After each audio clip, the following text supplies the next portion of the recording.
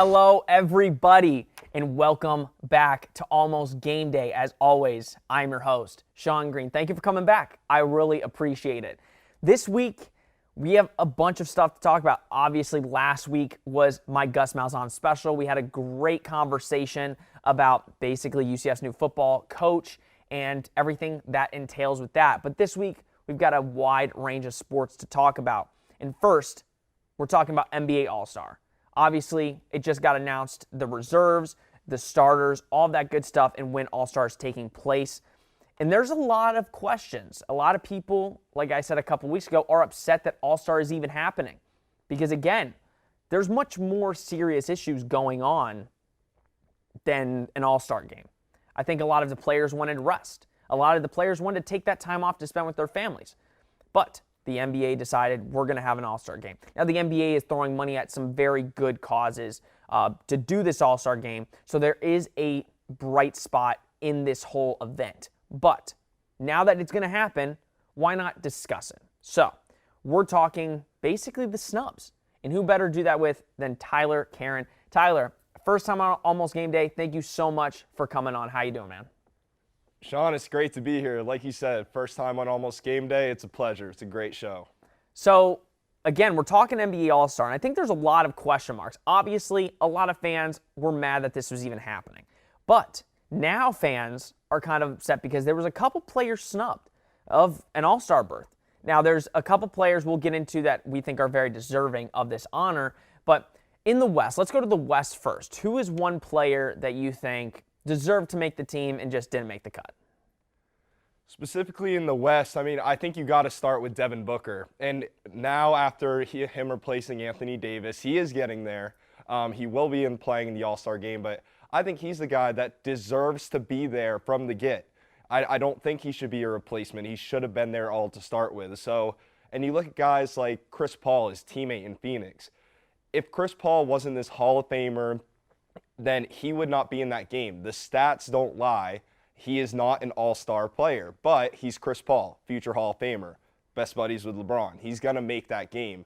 So no disrespect to Chris Paul. I just don't think that he's performing at that level this season. But him and D-Book have been doing great in Phoenix, but I think Devin Booker was the biggest original snub in the West. So I actually have I hate when there's all-star substitutions like this. Anthony Davis hurt, right? And then you say, okay, Devin Booker now becomes an all-star. I hate that notion of, oh, now you're an all-star, so you're going to be called an all-star. I think if you got named to a team, you should be called an all-star reserve. Like, oh, they're a substitution for a guy that was already injured. And like you said, Devin Booker should have made it over Chris Paul. There's no question. Like, Devin Booker is a much better player now. Now, like you said, Chris Paul's a Hall of Famer. Tyler, do you think that the All-Star committee or the people that choose the All-Star, it's going to look frowned upon because you're basically not choosing the best players? It's not the best players in this game. It's more or less, who the best players were at one time. Yeah, I think that, when it comes down to, and this is such a difficult thing to decide on, for sure. You get 24 guys out of everyone in the NBA, all the spectacular players, and especially this season, the trades we've seen. Players are on the move this last offseason and going through. So selecting that 24 guys, it's a difficult thing, but I think we got to start to get into the next generation when it's coming to selecting new All-Stars. We're seeing first-time All-Stars this season on both sides. Julius Randle, Zach LaVine, Jaylen Brown. So we're starting to see these newer guys get in. But I also think that there were some other guys that maybe should have been in the game, younger guys such as Trae Young, De'Aaron Fox potentially could have been there, that they're sticking with the older guys just because, again, they're Hall of Famers. And I think it's time to kind of focus on the stats for the selection committee, kick it forward, and let's get going on. The times are changing. Chris Paul, you're 35 years old. You've had a great career. You're still playing at a good level. But just some of these younger guys are just putting out better numbers and more all-star caliber players at this time.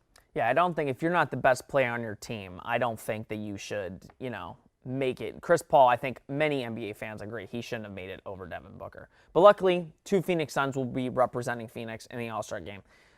there's actually a couple players in the West. I think Mike Conley and, yeah, like you said, De'Aaron Fox. I think those two could have made it, but I think we both know the West is so stacked that there's so many good players on the team. It's not like one guy made it and we're like, oh, he shouldn't have made it. But let's go to the East, because the East, there was a little bit more, controversies with who made it, right?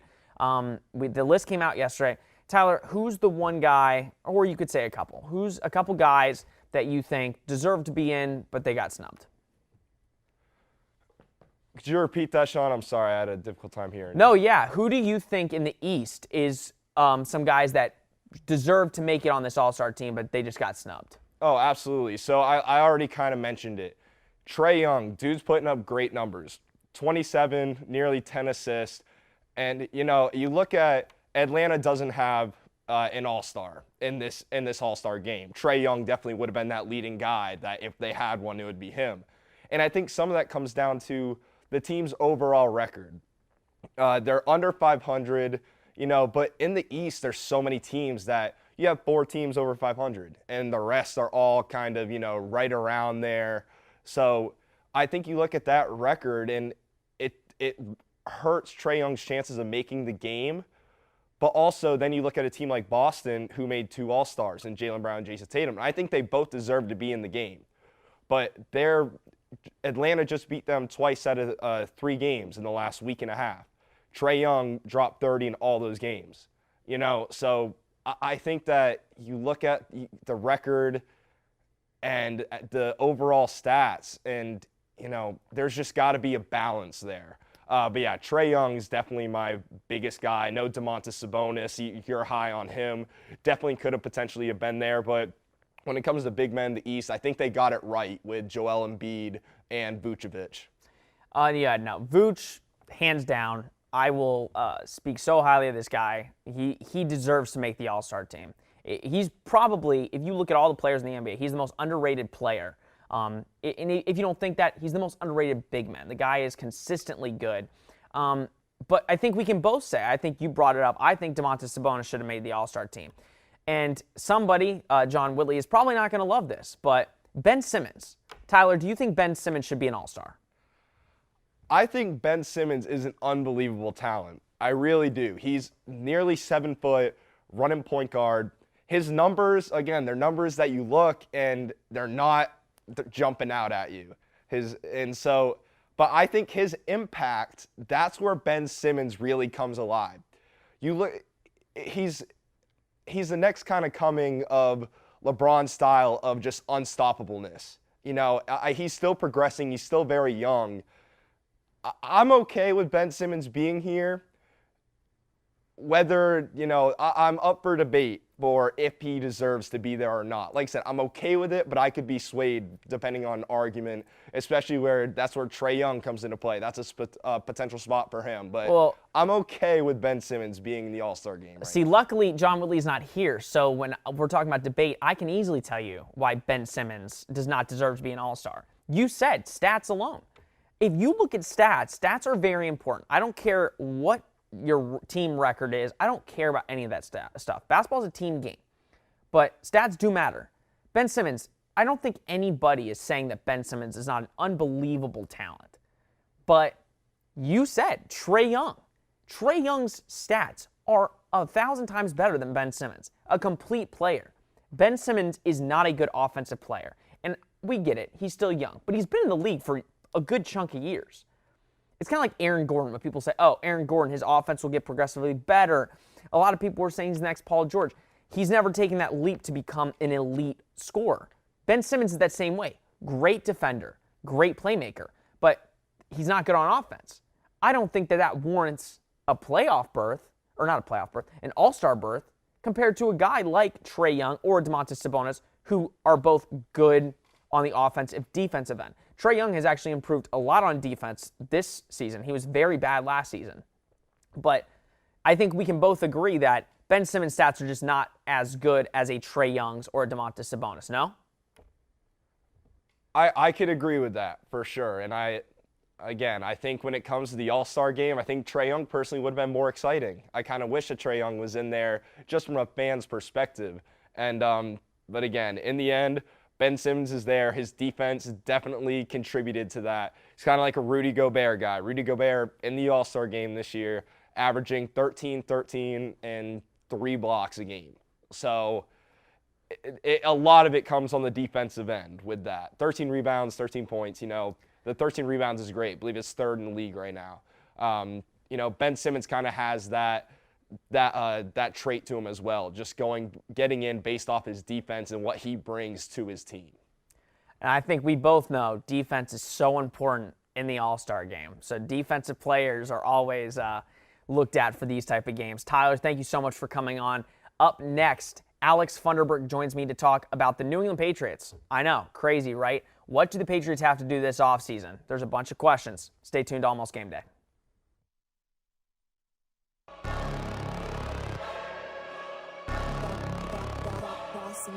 Things gon' change when I really hit the field. Undefeated champs, man, you know what's the deal. Tryna find a kid, I'm in the field doing drills. Boy, you just a sucker, you ain't never keep it real. 3 rings in my hand, I'm a warrior to the max. When I hang it up, they gon' have to give me plaques. Step up in the building and I only bring the facts. When I make a highlight, they gon' replay, run it back. Okay, always locked in, now I don't got time to lax. Saying he the best, he could take a lap. Batted 1,000 when you check the stats. Boy, is you ready? You ain't gotta ask.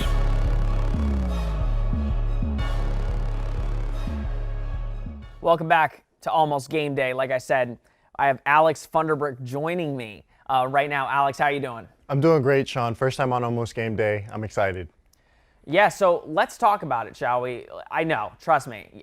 Let me guess, you're not a Boston fan, huh? No, I'm a big hater of Boston. I've mentioned a couple times on Johnny's show. It's not my city. Yeah, and if you watch Hitting the Field, which I'm assuming you are, Alex is a big New York guy. So just take all of this with a grain of salt. Any negativity towards the Patriots, just take it with a grain of salt, okay? Alex, especially with the reports coming out, I think we're all kind of shocked. There's a bunch of quarterbacks, right? Russell Wilson now, Deshaun Watson, Marcus Mariota. I was looking at this offseason, and the one team that has so many questions that, you can't keep up. And the one team is the New England Patriots. It's not just the quarterback position, but it's almost every position on the roster. So I want to understand from an outside fan perspective that's not a fan of the Patriots, what does a guy like you see for this team, especially in what they need to do this offseason? I honestly, Sean, I would say re-sign Cam Newton, but you need to go get that dog wide receiver. Like Aaron Rodgers, he might not have the best wide receiver core, but he has that dog in Devontae Adams he can go to, right? And right now the Patriots don't have that. Could that be N'Keal Harry in the future? Maybe, but I don't think he's there yet. But honestly, I would go get Cam Newton, see if you can trade or draft, maybe go get the kid out of Alabama, not what's his name? He got injured, played national championship. Jalen Waddle. Jalen Waddle, thank you. Couldn't remember his name. Don't worry, I'm high on him. Yeah, I'm really high on him. Go get a Jalen Waddle. Go trade for somebody. Go get that dog wide receiver to where if Cam has to roll out and scramble a little bit and improvise, Cam can go find him. But if you want to go draft a quarterback, go get Trey Lance. I know you're not high on him, Sean, but I'm really high on Trey Lance. He had 1 turnover his entire college career. That's really impressive, and it came on the first drive of his first ever game. But yeah. Who is Trey Lance playing against, Alex? That's my question, right? Because we look at these quarterbacks from these smaller schools, and I think they look at it and they say, oh, he's got all of the fundamentals. He's got all of he looks like a quarterback. What is it about Trey Lance that everybody's going crazy over? Because I just don't see it. The kid's a baller, man. Trey Lance has that dog in him. He has that trait where you can't really measure it. He's playing in the toughest FCS conference that there is. That conference can give a couple G5 conferences in the FBS a run for their money. That's a legit conference he's playing in. And I know Carson Wentz, he also went to North Dakota State, so people might not be high on him there. But I think Trey Lance is different. Trey Lance is, hate to use this term, but Trey Lance is built different. Oh, God, yeah, that's a term thrown around a lot these days. But here's the thing. We're talking about quarterbacks, right? And that's, again, you said it. The Patriots need a quarterback. There's no question. And I wouldn't hate the idea of bringing Cam Newton back. I think he'd be a lot better full offseason, full training camp, not having to sit out for COVID, hopefully. That all helps. But when you look at a guy like a Russell Wilson or Deshaun Watson, notoriously the Patriots are not known to give up draft picks for a player. They always assume that a draft pick is much more important than a player. You want draft picks to build your roster. Do you think, though, given how highly Bill Belichick sees a Russell Wilson, do you think the Patriots would be willing to give up 3 firsts and a player for Russell Wilson? I think you would have to. I mean, Russell Wilson's easily a top quarterback in the league. I think you'd be dumb not to. And I think Bill Belichick, as much as I despise him, is smart enough to make that decision. I mean, if you're not giving up 3 firsts, Sean, what would you give up to go get Russell Wilson? It's a good question. I don't know. I would much rather give up 3 firsts, and I know there's some debate for this. I would much rather give up 3 firsts for Russell Wilson than Deshaun Watson. I know there's an age difference, but I like Russell Wilson more as a player now than Deshaun Watson. I think Russell Wilson has a lot more in him. So I would be willing to give up 3 firsts. I would be willing to give up 4 first rounds. But I just don't see Bill Belichick doing that. I see Bill probably, signing like a Marcus Mariota or a Cam Newton again because he values the cap space and, free agents more. I mean, personally, I would give up 4 for Deshaun and maybe only 3 for Wilson. Sorry, I like Deshaun more. He's younger. I think Deshaun Watson is one of the best quarterbacks in the league, but people kind of forget he is because he's on a terrible team in Houston. I would be sad if Deshaun Watson went to the Patriots because I want to root for Deshaun Watson, much like I want to root for Russell Wilson, but I can't if he's on the Patriots. That goes against everything I stand for. I can't root for that city. But no, I would honestly, like you just said, Marcus Mariota. That'd be a really cool fit. I love Marcus Mariota. That'd be really cool to see. But I think the smart move is go get Cam Newton back and use that cap space elsewhere.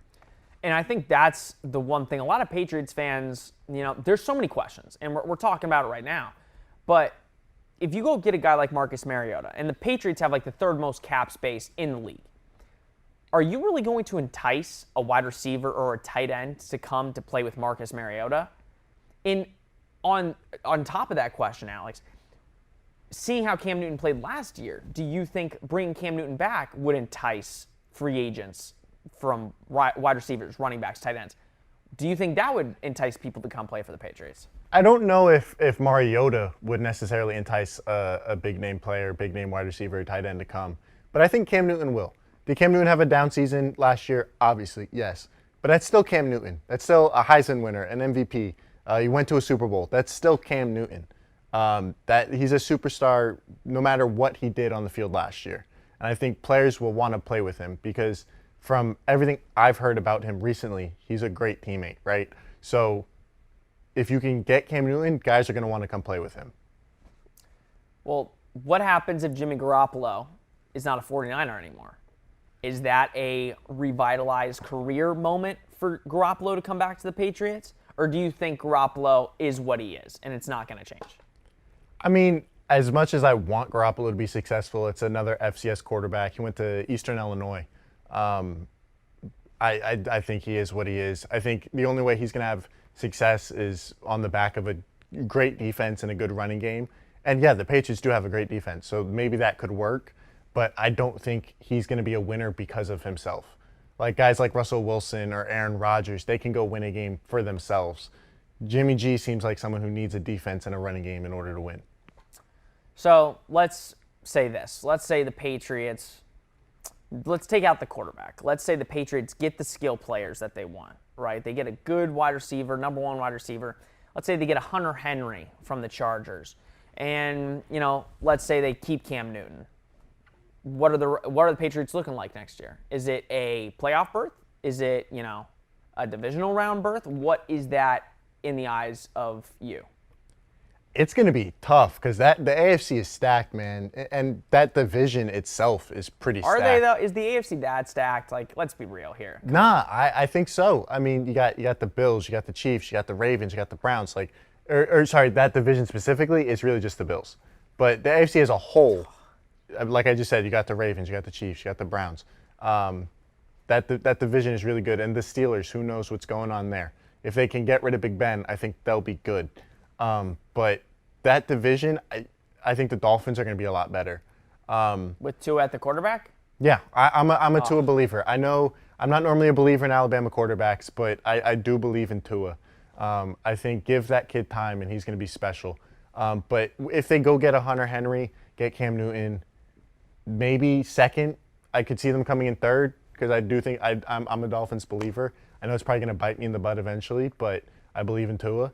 But maybe they sneak in a wild card game. But I don't think it's going to be because they're bad. I think it's just going to be the rest of the AFC is really good.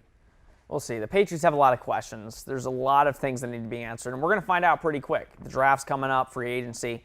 But if there's one thing I've learned in all my years of watching football, it's never draft or trust an Alabama quarterback in the NFL. That's all I'm going to say there. Alex, stay on with me really quick. Up next, we're going to talk about Tiger Woods, the devastating crash that took place earlier in the week. Just give our thoughts, our last and final thoughts for this episode of Almost Game Day. Stay tuned.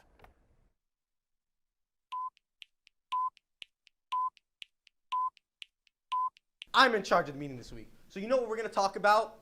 Basketball. No idea. The second thing we're going to talk about this week is basketball. Okay? And the third and last thing we're going to talk about is basketball. God. Yeah. It's ridiculous. I want to quit. Can I quit? Take that. Look at the screen.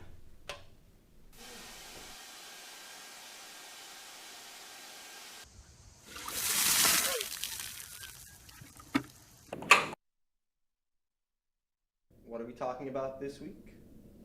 Basketball.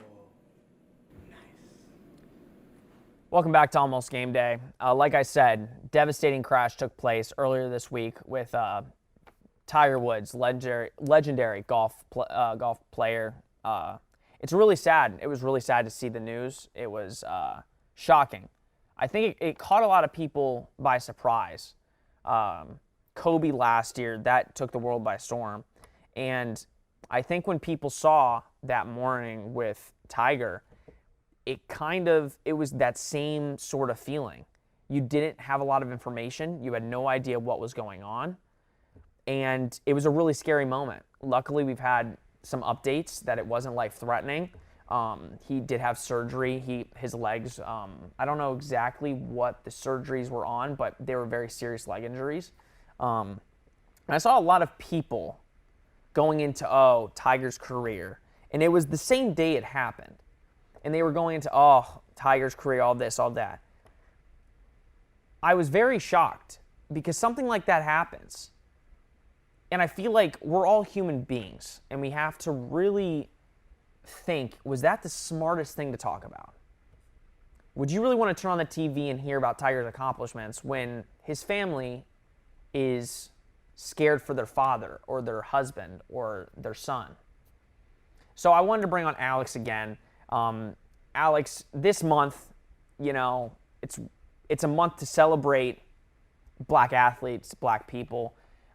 What were your initial thoughts on earlier this week when you saw Tiger in the car crash? What immediately went to your head? And just give people your thoughts.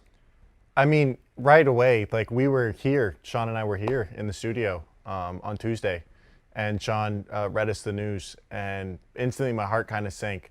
My first thought was, I can't do this again, because if we were to lose Tiger a year and some change after Kobe, I would not have been okay. It would have been a very, very rough time, because growing up, the only reason I watched golf with my dad was to see Tiger.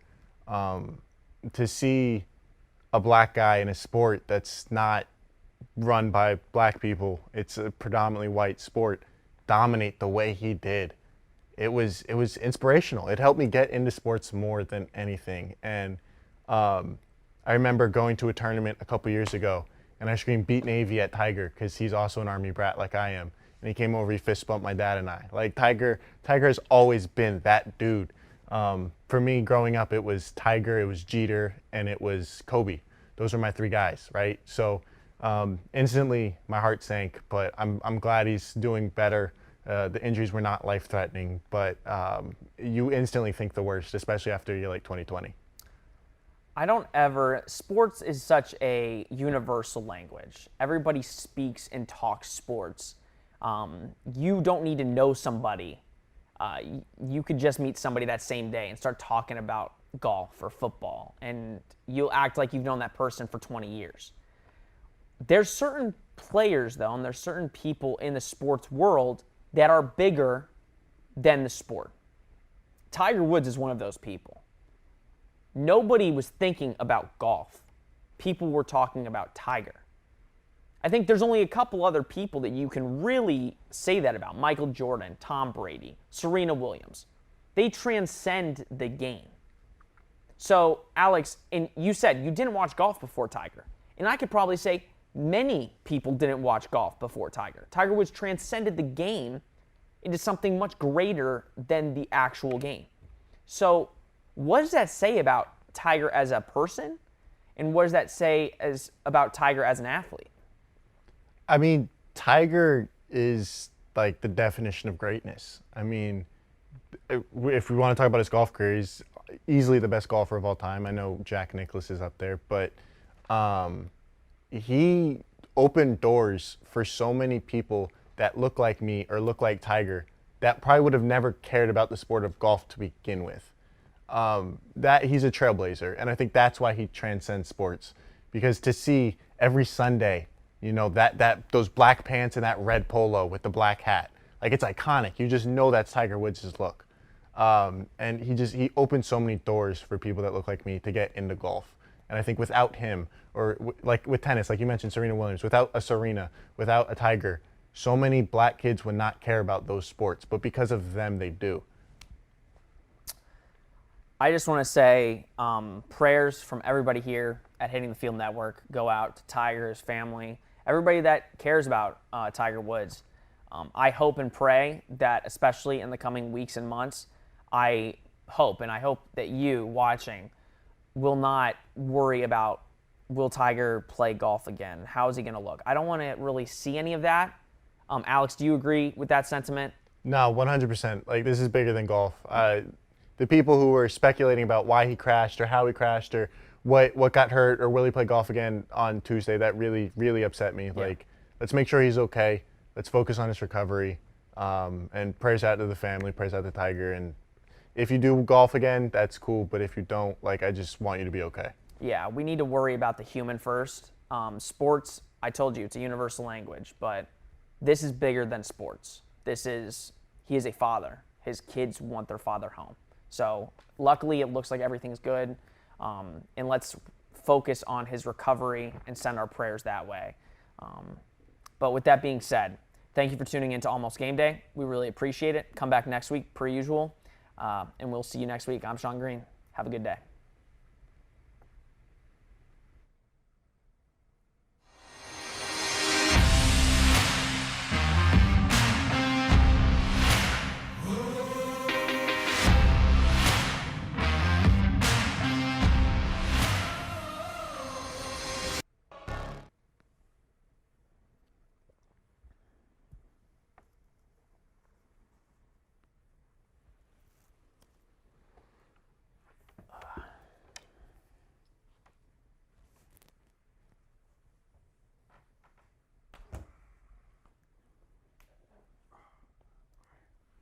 Did we end the stream? Did we end the stream? Did we end the stream?